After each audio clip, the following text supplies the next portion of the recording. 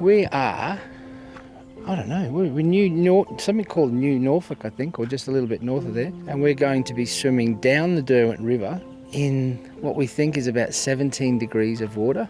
And it's going to take us hopefully 3 to 3.5 hours to swim about 15 kilometres. So not looking forward to the cold, but it's got to be done. And the more of this we do, the better we're going to get at doing what we do in the channel in 6 months' time. So this is probably, it's not the start of the journey, but it's one of the big steps in the journey, I reckon, especially if we're all cold in the water, a long time in the water, and then we've got the cold water camps coming up and stuff like that. I think this is a big part. And then we've got Rottnest coming up soon, and so this one's one step on the way. This is absolutely imperative. It's just, if we don't get used to the cold and the dark and I think I told you before, we don't want people panicking in the channel.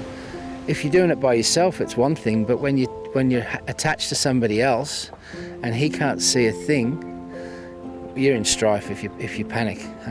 G's not going to panic. He's got the mental capacity of, God, I don't know, but yeah, we need to do this over and over and over again so that when we get to the channel, it's just business as usual. Get in, attach yourself to the guy and swim, and that's it. As long as he keeps rolling his arms over, we'll get him there. But we've got to get used to this stuff. Cold water, dark nights, long distance. Yeah, keep doing it.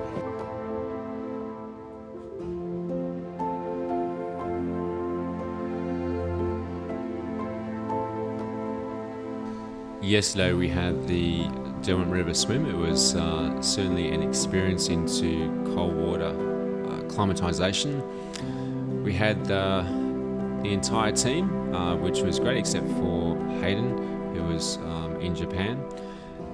I think for me the biggest learning curve was my form in the water, because I was I suppose told that 97% of your swim is about the arms and the legs, and I found out more so I think it's about 75% perhaps about the actual arms and 25% about the actual kick, because I think it's important in cold water to ensure that your legs actually are moving and it's circulating the blood throughout the body, because if you took about to 97% arms and 3% legs, I think well, I certainly did, started to sort of become very cold in the actual legs.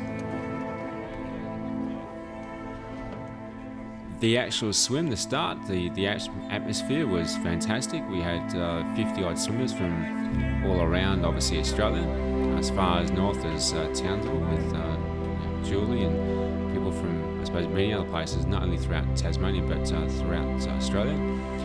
And the swim was, for me, quick. For the first 11 kilometres we were averaging 1:33 per 100 metres, and then obviously when the tides turned and it was up against you, then went back to sort of the 2 minutes per 100 metres, averaged about 1:41 per 100 metres for the entire swim, which was me very pleasing. Obviously the goal is to get down to that 150 per 100 metres, so we actually broke that sort of mark threshold. Notably, there obviously was a bit of flow with the actual river, but for me, it showed me the pace can be set for that particular distance. From a feeding perspective, it was also a great opportunity to play around with, I suppose, feeding every half an hour and what I would eat and how that would feel in my actual stomach. There's still work to be done. I know what works well in my stomach, but it's going to come down to at what point, if I do, heat up some of that food, and also what other solids I may incorporate into the actual swim as well. Do I bring in some, for example, soups, or to bring into, I suppose, some hot chocolate or other, I suppose, hotted fluids throughout the actual swim, and then also what other hot solids I may use in the actual swim as well. I swam with Jen for the entire 15 kilometres. It was a great experience for Jen as well. I suppose she now has the record as the longest swim guide, breaking the mark, which was previously 10 kilometres. The other, I suppose, first for yesterday was now I am the first totally blind person to swim the actual Derwent River, and I think the organisers were very pleased with how we swam, and obviously look forward to breaking down obviously some other perceptions. I think one of the best things about the actual swim and this progression to date is that the word's been put out there. Over the last few months, I've been going out to the Australian Cricket Academy in Brisbane and using their cold plunge pool and other, I suppose, plunge pools around Brisbane City. For me, we've been using a pool which is anywhere between sort of 8 and 12 degrees and getting upwards of 50 minutes in that particular temperature. Obviously, sitting in cold water and swimming in it is two very different things. As Brisbane cools down, and obviously as we get closer towards August, there's going to be a number of locations in Brisbane that will have that sort of temperature. I'll also organise a number of other cold water swims, both in Sydney and in Melbourne, over the next few months to get that cold water acclimatisation. In no words is it something that's easy. It's certainly, coming from Brisbane, a massive change, but change is constant, growth is optional, and I think my team and I obviously have to work through that process, not only physically but also psychologically, because obviously that comes with it the whole sort of, I suppose, innate fear of obviously cold water and feeling cold. But if you become physiologically prepared and aware, and that's when preparation is at a must for any sort of challenges as large as this.